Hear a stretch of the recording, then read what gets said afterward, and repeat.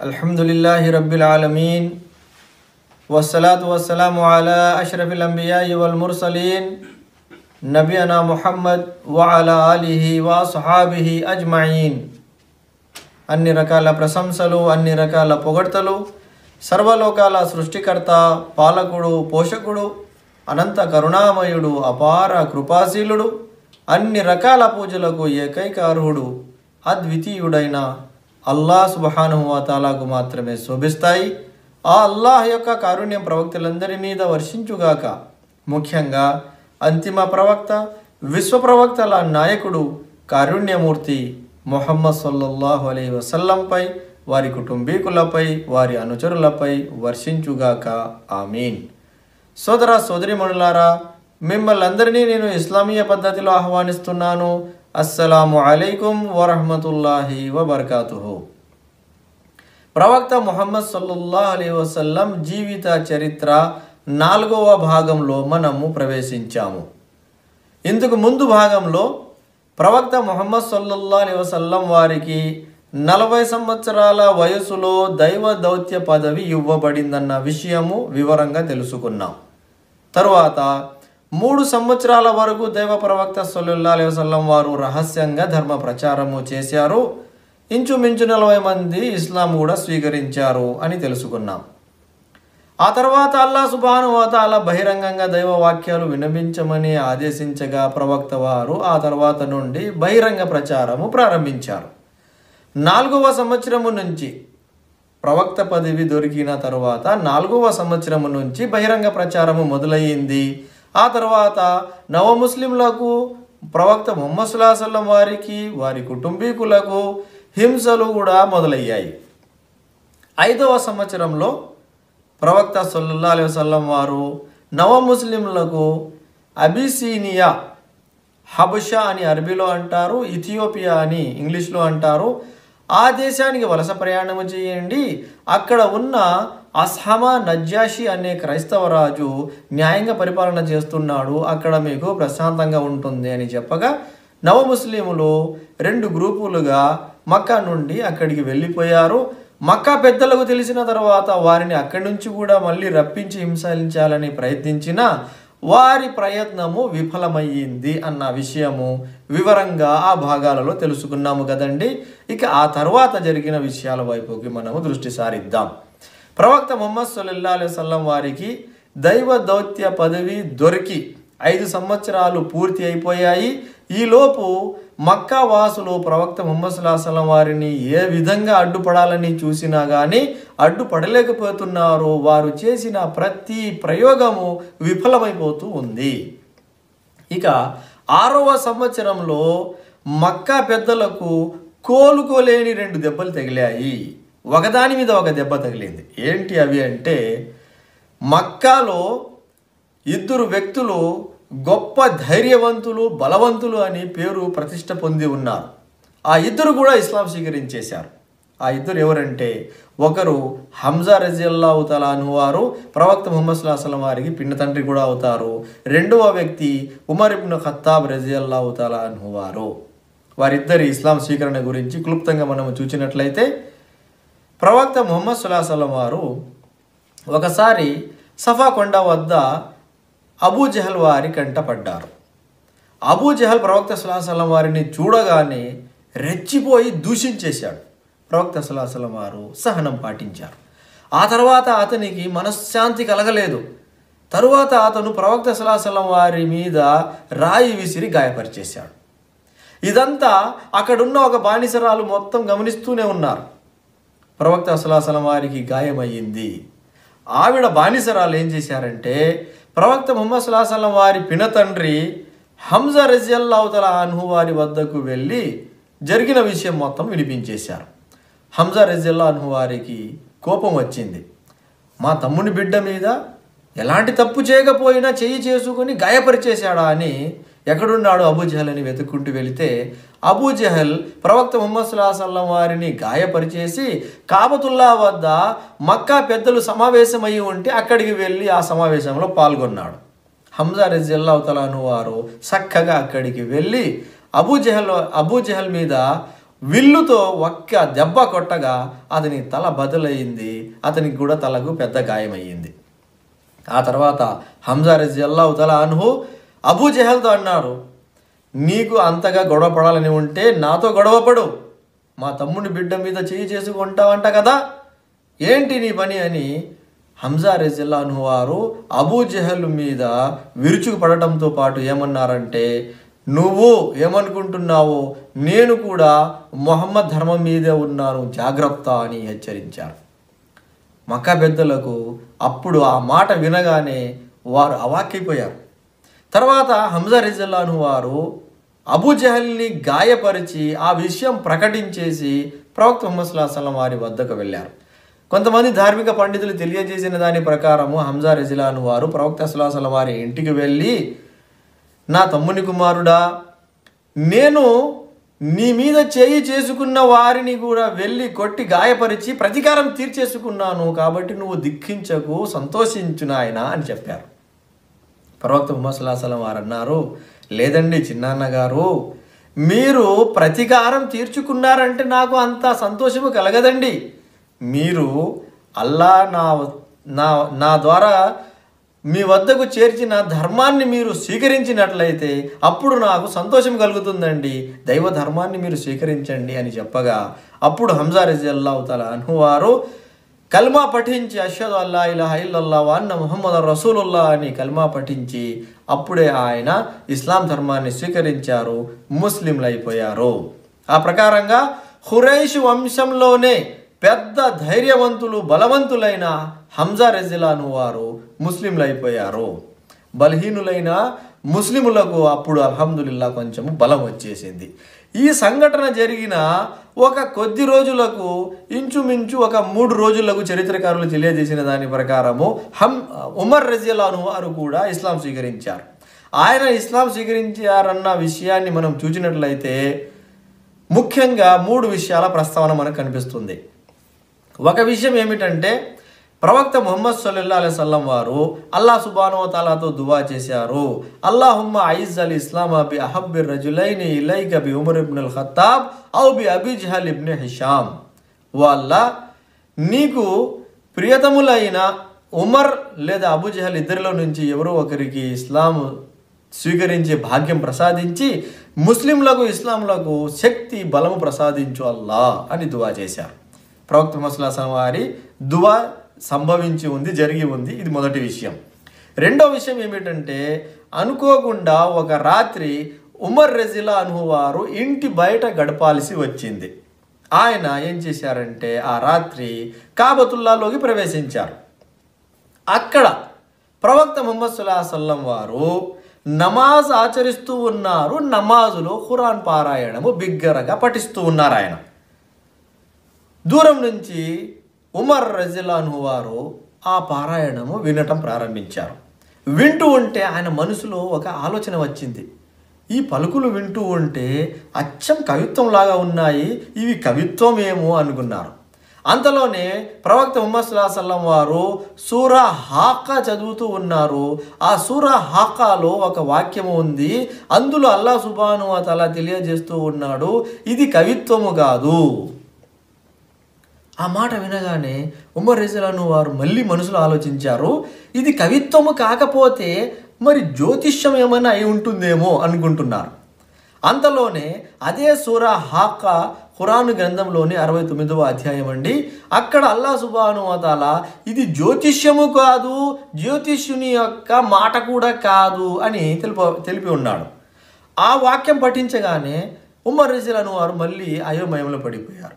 ఇది కవిత్వము కాదు, ఇది జ్యోతిష్యము కాదు, మరి ఏంటి ఇది అని ఆలోచించుకుంటూ ఉంటే అల్లాహ్ సుబ్హానహు వ తఆలా అక్కడ స్పష్టం చేసి ఉన్నాడు, తన్జీలు మిర్ రబ్బిల్ ఆలమీన్, సర్వలోకాల ప్రభు అయిన అల్లాహ్ తరపు నుంచి ఈ ఖురాన్ గ్రంథము అవతరింపజేయబడి ఉంది అని అక్కడ వాక్యం ఉంది. ఆ వాక్యము ప్రవక్త వారు పఠించారు.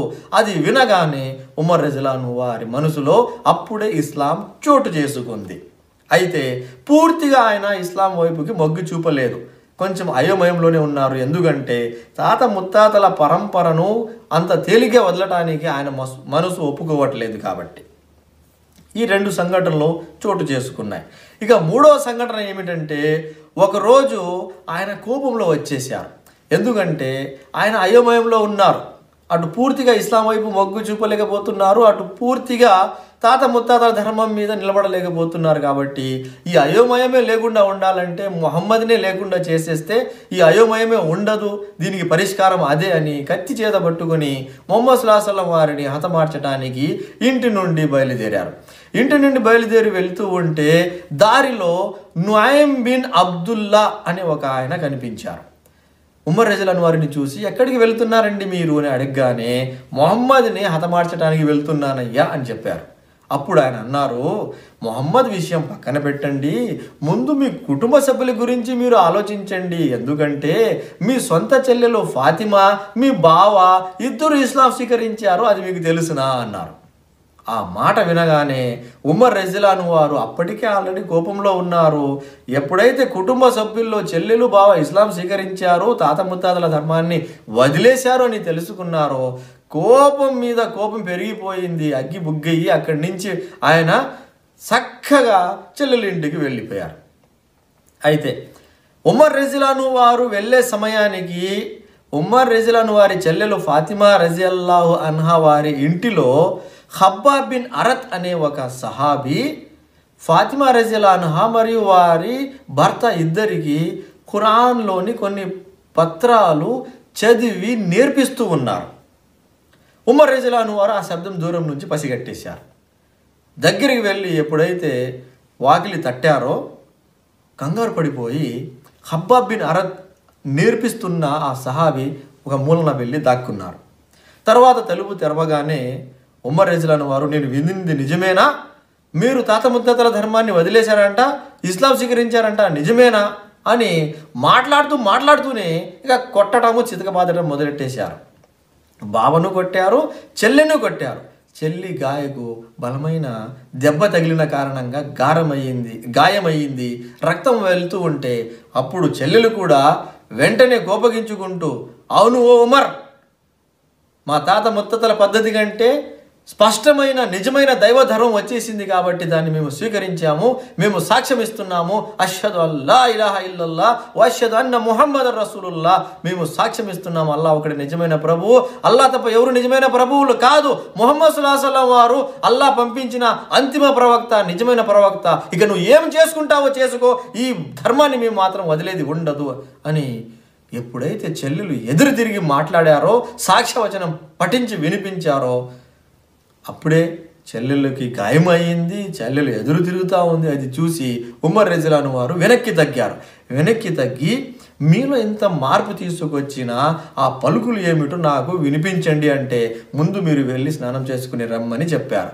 వెళ్ళి స్నానం చేసుకుని వచ్చిన తర్వాత ఖబ్బాబ్ బిన్ అరత్ సహాబీ బయటికి వచ్చి, మీకు శుభవార్త ఏమిటంటే, నేను ప్రవక్త ముహమ్మద్ సల్లల్లాహు అలైహి వసల్లం వారు దువా చేస్తూ ఉండగా అందులో మీ పేరు ప్రస్తావించి దువా చేస్తూ ఉండగా విన్నాను. అల్లాహ్ సుబ్హానహు వ తఆలా ప్రవక్త వారి దువా ఆమోదించాడు, మీకు ఇస్లాం భాగ్యం ఇవ్వబోతున్నాడు అని చెప్పి ఆయన ఖబ్బాబ్ బిన్ అరత్ అనే సహాబీ దాక్కున్నారు కదా, బయటికి వచ్చి ఈ మాట తెలియజేసి అక్కడ ఉన్న ఖురాన్ పత్రాలు ఉమర్ రజియల్లాహు వారి చేతికి అప్పగించారు.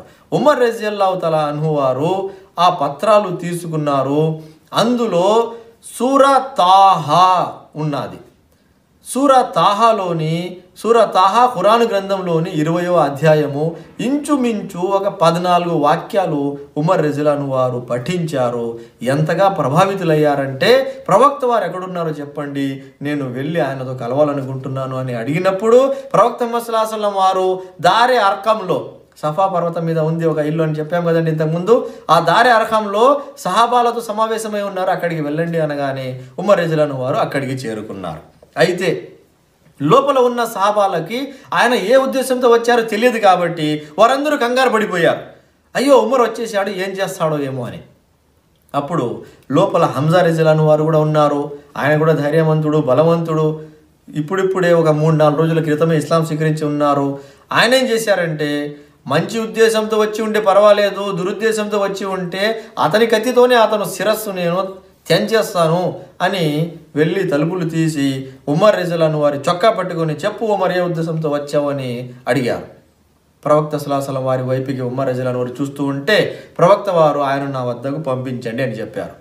ప్రవక్త సల్లల్లాహు అలైహి వసల్లం వారి వద్దకు వెళ్ళగానే ప్రవక్త సల్లల్లాహు అలైహి వసల్లం వారు ఉమర్ రజియల్లాహు వారితో ఏ ఉద్దేశంతో వచ్చామని అడగగానే ప్రవక్త సల్లల్లాహు అలైహి వసల్లం వారి చేయి పట్టుకొని నేను సాక్ష్యం ఇస్తున్నాను, అల్లాహ్ తప్ప ఎవరు నిజమైన ప్రభువులు కాదు, మీరు అల్లాహ్ పంపించిన నిజమైన ప్రవక్త, అష్హదు అల్లా ఇలాహ ఇల్లల్లాహ్ వ అష్హదు అన్న ముహమ్మద్ రసూలుల్లాహ్ అని సాక్ష్యవచనం పఠించగానే అక్కడ కూర్చొని ఉన్న సహాబాలందరూ ఉమర్ ఇస్లాం స్వీకరించేశారు, మాలో ఒక వ్యక్తిలాగా వచ్చి మారిపోయారు అని పట్టరాని సంతోషంలో వారందరూ అల్లాహు అక్బర్ అని బిగ్గరగా పలికారు.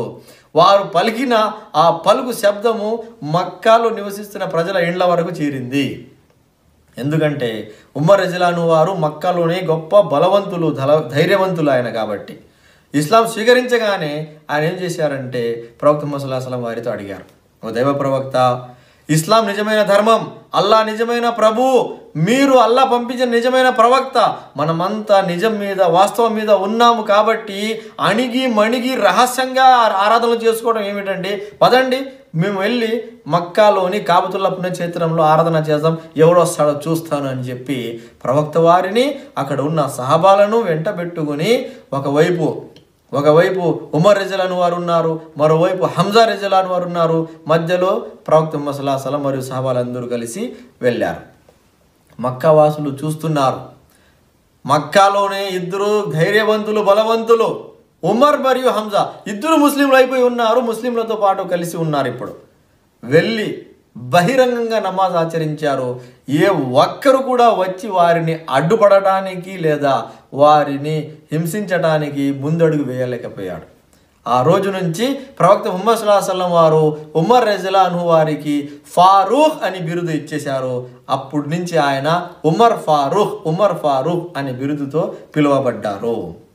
సహాబాలు కూడా ఏమంటారంటే, ఉమర్ రజియల్లాహు వారు ఇస్లాం స్వీకరించక ముందు మేము బలహీనము అని మనము భావించే వాళ్ళము, ఉమర్ రజియల్లాహు వారు ఇస్లాం స్వీకరించగానే మాకు బలం వచ్చింది, ఇంకా మేము బలవంతులము అని మాకు ధైర్యం వచ్చింది అని చెప్పేవారు. సరే, ఈ ఇద్దరు వ్యక్తులు ఎప్పుడైతే ఇస్లాం స్వీకరించారో మక్కా వాసులు అవాక్కైపోయారో, ఇక వారు జీర్ణించుకోలేకపోతున్నారు.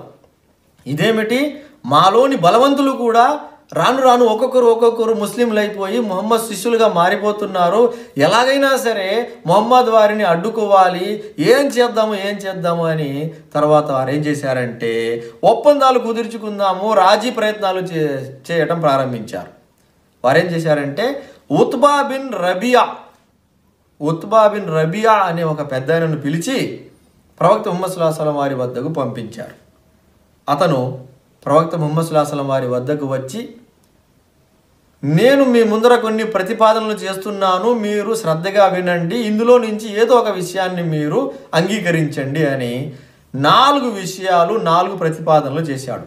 మొదటి విషయం ఏమిటంటే, మీరు ధనం కోసం ఇలా చేస్తూ ఉంటే చెప్పండి, మక్కా వాసులం మనం అంతా కలిసి ధనం ప్రోగు చేసి మీ వద్ద ధనం కూడబెట్టేస్తాము, మీరు మక్కలోనే గొప్ప ధనవంతులు అయిపోతారు, కాకపోతే మీరు మా దేవి దేవతలను విమర్శించడం ఆపేయాలి. మొదటి ప్రతిపాదన. రెండో ప్రతిపాదన ఏమిటంటే, మీరు హోదా కోసము పదవి కోసం ఏమైనా చేస్తున్నారేమో, అలాగైతే చెప్పండి, మా నాయకునిగా మిమ్మల్ని ఎన్నుకుంటాము, మీరు మాత్రము దేవి దేవతల్ని విమర్శించటం మానేయండి. మూడో విషయం ఏమిటంటే, మీరు రాజు కావాలనుకుంటున్నారా, అయితే చెప్పండి, మక్కా వాసులు పరిసరాల వారందరూ కలిసి మీకు రాజుగా ఎన్నుకుంటాము, మీరు మాత్రము దేవి దేవతల్ని విమర్శించడం మానేయండి. నాలుగో విషయం ఏమిటంటే, మీకు ఏమైనా దయ్యం పట్టిందా చెప్పండి, దయ్యం పట్టి ఉంటే ఒక పెద్ద మాంత్రికుడిని ఎంత డబ్బు ఖర్చు అయినా పర్వాలేదు మేము భరిస్తాము, ఆ భూత వైద్యుని పిలుచుకొని వచ్చి మీకు వైద్యము చేయిస్తాము, ఈ 4 విషయాల నుంచి ఏదో ఒక విషయాన్ని, ఏదో ఒక ప్రతిపాదనను మీరు ఒప్పుకోండి అని చెప్పారు. అప్పుడు ప్రవక్త ముహమ్మద్ సల్లల్లాహు అలైహి వసల్లం వారు, నీ మాట ముగిసిందా, ఇప్పుడు నేను చెబుతున్నాను, మీరు శ్రద్ధగా వినండి అని ఖురాన్ గ్రంథంలోని సూరా హామీమ్ సజ్దా 41వ అధ్యాయము 38 వాక్యాలు పఠించి వినిపించారు. ఆ 38 వాక్యాల తర్వాత అక్కడ సజ్దా ఉంది. ఆ సజ్దా రాగానే ప్రవక్త వారు సజ్దా చేశారు. ప్రవక్త వారు సజ్దా చేసి తల ఎత్తగానే అతను ఉత్బా బిన్ రబియా ప్రతిపాదనలు చేయడానికి వచ్చాడు కదా, అతను నిశ్శబ్దంగా లేచి అక్కడి నుంచి వెళ్ళిపోయాడు. వెళ్ళి మక్కా పెద్దలతో ఏమన్నాడంటే, చూడండి, మొహమ్మద్ ఏ పని అయితే చేసుకుంటున్నాడో అతని పనిలో మీరు అడ్డంకిగా నిలబడకండి, అతని మార్గం అతనికి వదిలేయండి, అతని పని అతనికి చేసుకోనివ్వండి, అదే మీకు మంచిది అని వెళ్ళి మక్కావాసులకు చెప్పాడు. అంటే వారు ఒక పెద్ద ఆయనను పంపిస్తే ఆ పెద్ద ఆయన ద్వారా కూడా వారు ఫలితాన్ని ఆశించారు, కానీ ఆ ప్రయోగము కూడా విఫలమైపోయిందన్న విషయము మక్కావాసులకు అర్థమైంది. కాబట్టి ఇక డైరెక్ట్ మనమే వెళ్ళి మాట్లాడదామని ప్రవక్త ముహమ్మద్ సల్లల్లాహు అలైహి వసల్లం వారిని పిలిపించి మక్కాలోని కాబతుల్లా పుణ్యక్షేత్రం వద్ద కూర్చోబెట్టి ఈ ఉత్బా బిన్ రబియా ప్రతిపాదించిన 4 విషయాలు పెద్దవాళ్ళు ప్రవక్త ముహమ్మద్ సల్లల్లాహు అలైహి వసల్లం వారి ముందర ప్రతిపాదించారు. వారితో కూడా ప్రవక్త వారు ఏమన్నారంటే, చూడండి, నేను పదవి కోసం ఈ పని చేయట్లేదు, హోదా కోసం ఈ పని చేయట్లేదు, ధనం కోసం ఈ పని చేయట్లేదు, రాజ్యం కోసం ఈ పని చేయట్లేదు. నాకు అల్లాహ్ సుబ్హానహు వ తఆలా ఇచ్చిన బాధ్యత నేను నెరవేరుస్తున్నాను.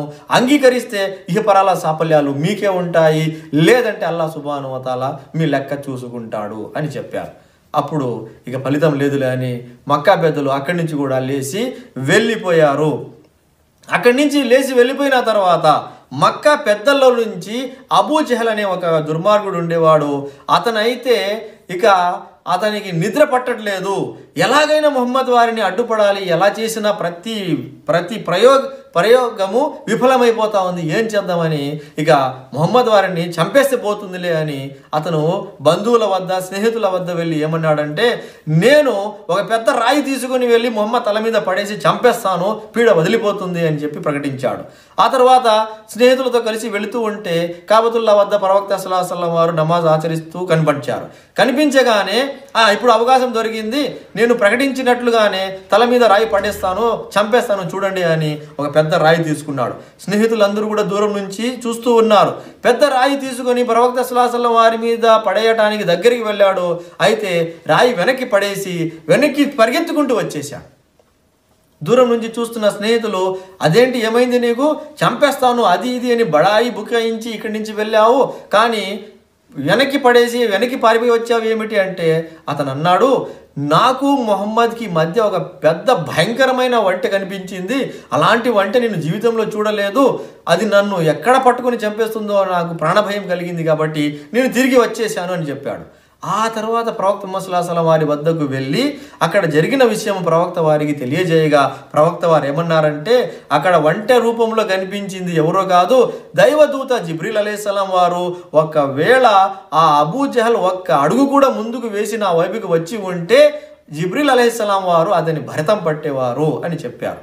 ఆ ప్రకారంగా అల్లాహ్ సుబ్హానహు వ తఆలా ప్రవక్త ముహమ్మద్ సల్లల్లాహు అలైహి వసల్లం వారిని దైవదూతల ద్వారా రక్షించాడు. ఇక చంపడానికి ప్రయత్నం చేస్తే ఆ ప్రయోగం కూడా ఆ ఫలితం కూడా విఫలమైపోతా ఉంది. ఇప్పుడు ఏం చేద్దామంటే, అప్పుడు మక్కా పెద్దలు మళ్ళీ ప్రవక్త ముహమ్మద్ సల్లల్లాహు అలైహి వసల్లం వారితో సంధి కుదుర్చుకుందామని ప్రవక్త వారి వద్దకు వచ్చి ఏమన్నారంటే, చూడండి, మీకు మాకు మధ్య గొడవ లేకుండా మనం ఒక ఒప్పందానికి వద్దాం.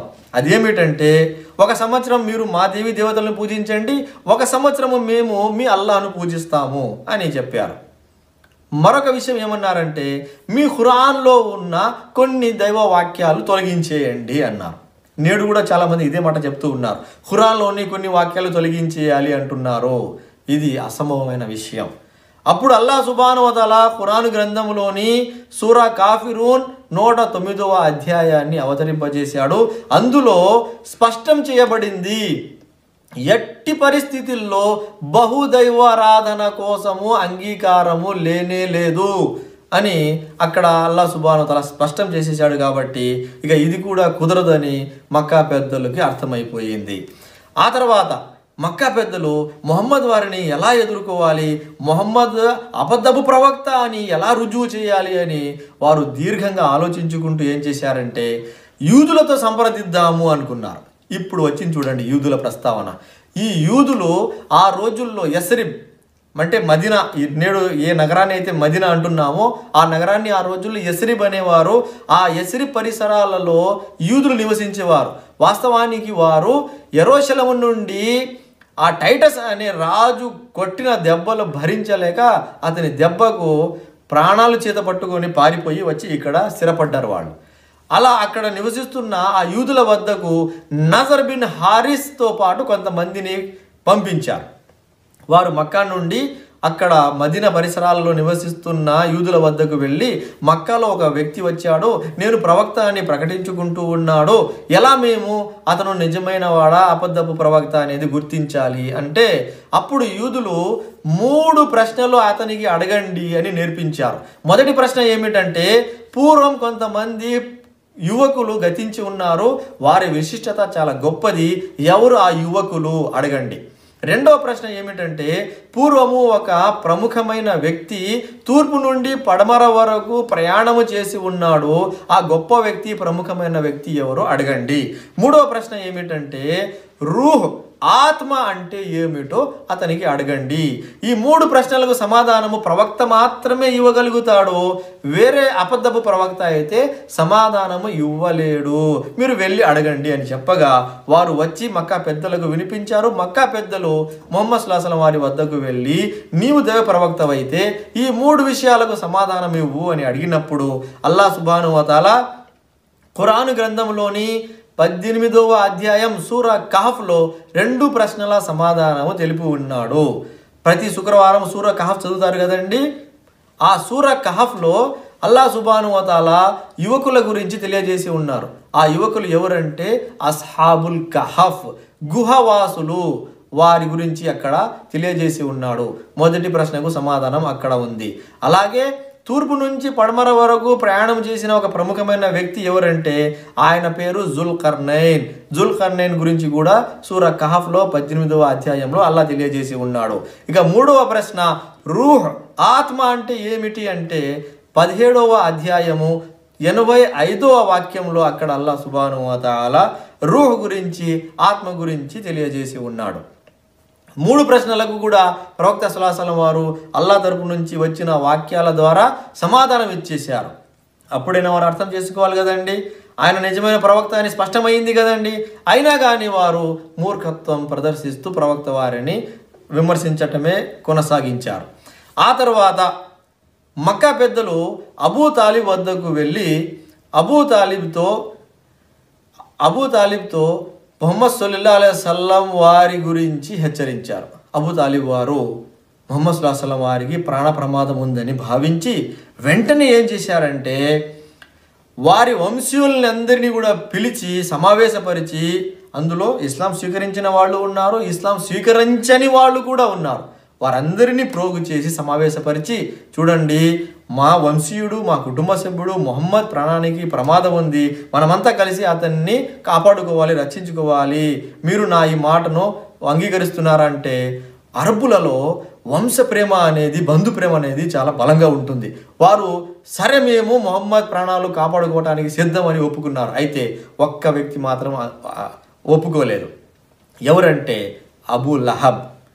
ఈ శాపానికి గురైన ఈ అబూ లహబ్ ప్రవక్త ముహమ్మద్ సల్లల్లాహు అలైహి వసల్లం వారికి వరుసలో పినతండ్రి అవుతాడు. అయినా కానీ ప్రవక్త వారికి అండగా ఉండటానికి అతను సిద్ధపడలేదు. అతను మాత్రం వ్యతిరేకించి అక్కడి నుంచి లేచి వెళ్ళిపోయాడు. సరే, ఇవన్నీ జరిగిన తర్వాత మక్కా వాసులకు ఇక నిద్ర పట్టట్లేదు, వాళ్ళు జీర్ణించుకోలేకపోతున్నారు, వారు చేస్తున్న ప్రతి ప్రయత్నము విఫలమైపోతూ ఉంది. కాబట్టి వారు ఏం చేశారంటే, ప్రవక్త ముహమ్మద్ సల్లల్లాహు అలైహి వసల్లం వారిని మరియు వారి కుటుంబీకులను, బంధువులను అందరినీ కూడా సంపూర్ణ సంఘ బహిష్కరణ చేసేశారు. పెద్దలందరూ కలిసి సమావేశం ఏర్పరచుకొని కొన్ని తీర్మానాలు చేశారు. అవేమిటంటే, ఒక విషయం, ప్రవక్త ముహమ్మద్ సల్లల్లాహు అలైహి వసల్లం మరియు వారి వంశీయులతో వివాహ సంబంధాలు పెట్టుకోరాదు. రెండవ విషయం, ప్రవక్త ముహమ్మద్ సల్లల్లాహు అలైహి వసల్లం మరియు వారి వంశీయులతో వ్యాపార లావాదేవీలు, క్రయ విక్రయాలు జరపరాదు. మూడవ విషయం ఏమిటంటే, ప్రవక్త ముహమ్మద్ సల్లల్లాహు అలైహి వసల్లం మరియు వారి వంశీయులతో సన్నిహితంగా ఉండరాదు. నాలుగో విషయం ఏమిటంటే, వారి ఇండ్లకు ఎవరు వెళ్ళరాదు.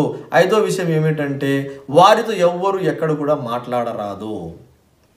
ఈ 5 విషయాల మీద తీర్మానము చేసి ఒక కాగితం మీద రాసి ఆ కాగితాన్ని కాబతుల్లా గోడ మీద అతికించేశారు. ఆ రోజు నుంచి మక్కవాసులు ప్రవక్త వారి ఇంటికి వెళ్ళడం, వారి వంశీయుల ఇంటికి వెళ్ళడం మానేశారు, మాట్లాడటం మానేశారు. వారు ఏదైనా ఆహార ధాన్యాలు కొనడానికి వెళితే ఎవరు అమ్మేవాళ్ళు కూడా అక్కడ లేరు, వారికి ధాన్యం ఇచ్చేవాళ్ళు కూడా లేరు. అలాంటప్పుడు ప్రవక్త ముహమ్మద్ సల్లల్లాహు అలైహి వసల్లం వారి కుటుంబీకులు, వారి వంశీయులు, అందులో ముస్లింలు ఉన్నారు, ముస్లిమేతరులు కూడా ఉన్నారు, వారందరూ కలిసి మక్కాను వదిలి దగ్గరలోనే ఉన్న షేబే అబీ తాలిబ్, ఒక లోయ ఉంది, ఒక గుట్ట పర్వతం ఉంది, ఆ లోయలోకి వెళ్ళి అక్కడ ఉన్నారు. ప్రవక్త ముహమ్మద్ సల్లల్లాహు అలైహి వసల్లం వారికి దైవ దౌత్య పదవి ఇవ్వబడిన తర్వాత 7వ సంవత్సరం, 8వ సంవత్సరం, 9వ సంవత్సరం 3 సంవత్సరాలు వారు అక్కడే ఆ లోయలో ఉన్నారు. ఆ లోయలో ఉన్నప్పుడు వారి పరిస్థితి ఎంత దయనీయంగా మారిందంటే, వారికి సమయానికి ఆహారము దొరక్క వారు చెట్ల ఆకులు తిని బ్రతికారు, చర్మము తిని బ్రతికారు. పిల్లలైతే ఆకలి దప్పికలకు తట్టుకోలేక ఏడుస్తూ ఉంటే వారి ఆర్తనాదాల శబ్దము లోయ బయట వరకు వినిపిస్తూ ఉంటే అది విని మక్కవాసులు నవ్వుకునేవారు. అలా 3 సంవత్సరాలు గడిచాయి. 3 సంవత్సరాల తర్వాత అల్లాహ్ సుబ్హానహు వ తఆలా ఆ పత్రం మీద చెదలు పురుగులను పంపించేశాడు. వెంటనే అల్లాహ్ సుబ్హానహు వ తఆలా ప్రవక్త ముహమ్మద్ సల్లల్లాహు అలైహి వసల్లం వారికి విషయం కూడా తెలియజేశాడు.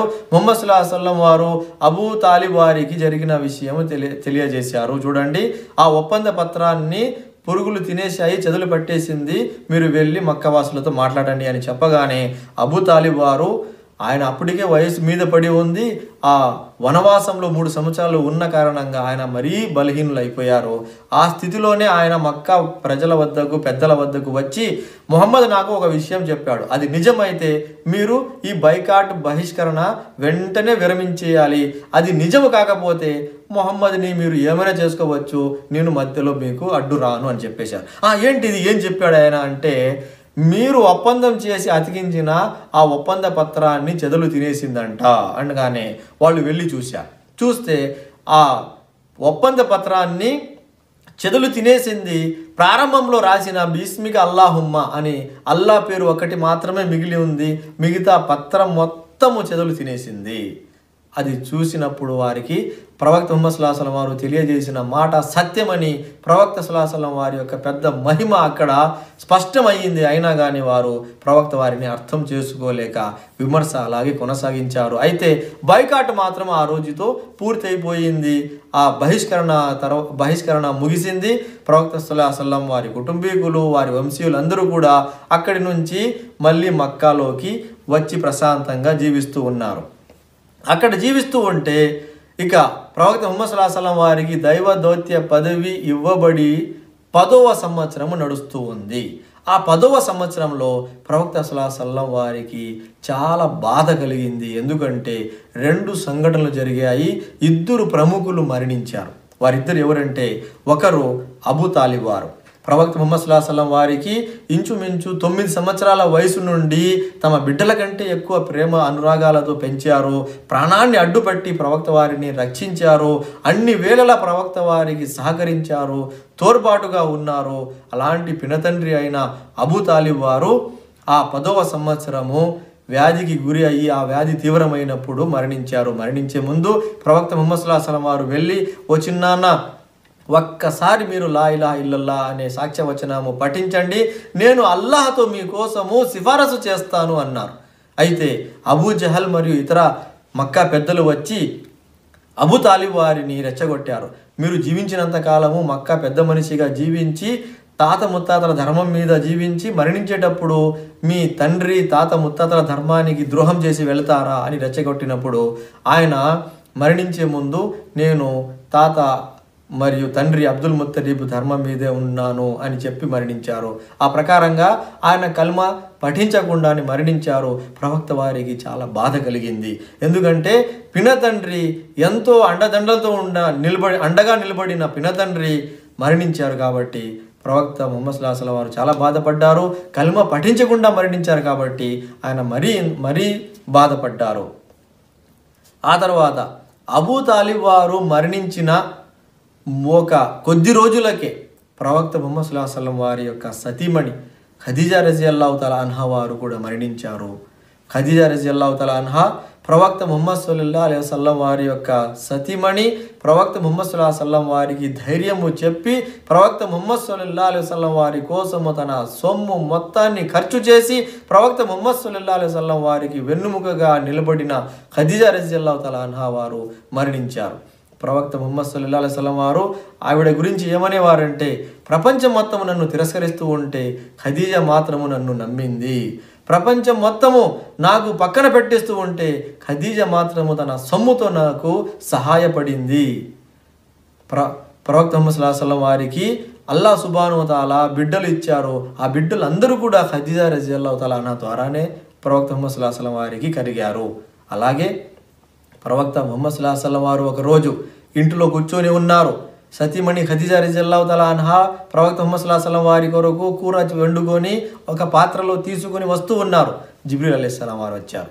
జిబ్రీల్ అలైహిస్సలాం వారు వచ్చి ముహమ్మద్ సల్లల్లాహు అలైహి వసల్లం వారికి తెలియజేశారు, ఓ దైవ ప్రవక్త, మీ సతీమణి ఖదీజా రజియల్లాహు తఆలా అన్హా వారు వస్తూ ఉన్నారు, ఒక పాత్ర తీసుకొని అందులో కూర తీసుకొని వస్తూ ఉన్నారు. ఆవిడ రాగానే మీరు ఆవిడకు అల్లాహ్ తరపున సలాము వినిపించండి అన్నారు. అల్లాహు అక్బర్. ఎవరి తరపునండి? అల్లాహ్ తరపున ఆవిడకు సలాము వినిపించండి అన్నారు. అల్లాహు అక్బర్. ప్రభు అల్లాహ్ సుబ్హానహు వ తఆలా ఆవిడకు సలాం పలికాడండి. ఎంత గౌరవమైన విషయం అండి. అలాగే ఆవిడకు స్వర్గంలో అల్లాహ్ సుబ్హానహు వ తఆలా ఒక భవనాన్ని సిద్ధం చేశాడు. ఆ భవనంలో ఆవిడ ప్రశాంతంగా జీవిస్తారు. ఈ 2 శుభవార్తలు ఆవిడకు తెలియజేయండి అన్నారు. అలాంటి గౌరవనీయమైన గొప్ప భక్తురాలైన ఖదీజా రజియల్లాహు తఆలా అన్హా వారు మరణించారు. పినతండ్రి మరణించారు, సతీమణి ఖదీజా రజియల్లాహు తఆలా అన్హా వారు మరణించారు. 2 ప్రముఖులు మరణించారు. కాబట్టి ఆ సంవత్సరము ప్రవక్త ముహమ్మద్ సల్లల్లాహు అలైహి వసల్లం వారు చాలా బాధలు గడిపారు. కాబట్టి ఆ సంవత్సరానికి ఆముల్ హుజన్, శోక సంవత్సరము అని అంటారు. మిత్రులారా, ప్రవక్త ముహమ్మద్ సల్లల్లాహు అలైహి వసల్లం వారికి ప్రవక్త పదవి లభించి 10 సంవత్సరాలు అయింది. ఈ 10 సంవత్సరాల్లో ఇవన్నీ జరిగాయి. ఆ తర్వాత జరిగిన విషయాలు వచ్చే ప్రసంగంలో తెలుసుకుందాం. అల్లాహ్తో దువా చేస్తున్నాను, అల్లాహ్ సుబ్హానహు వ తఆలా అన్నా విన్న మాటల మీద మమ్మల్ని అందరినీ ఆచరించే భాగ్యం ప్రసాదించుగాక. ఆమీన్. జజాకుముల్లాహు ఖైరన్. అస్సలాము అలైకుం వరహ్మతుల్లాహి వబర్కాతుహు.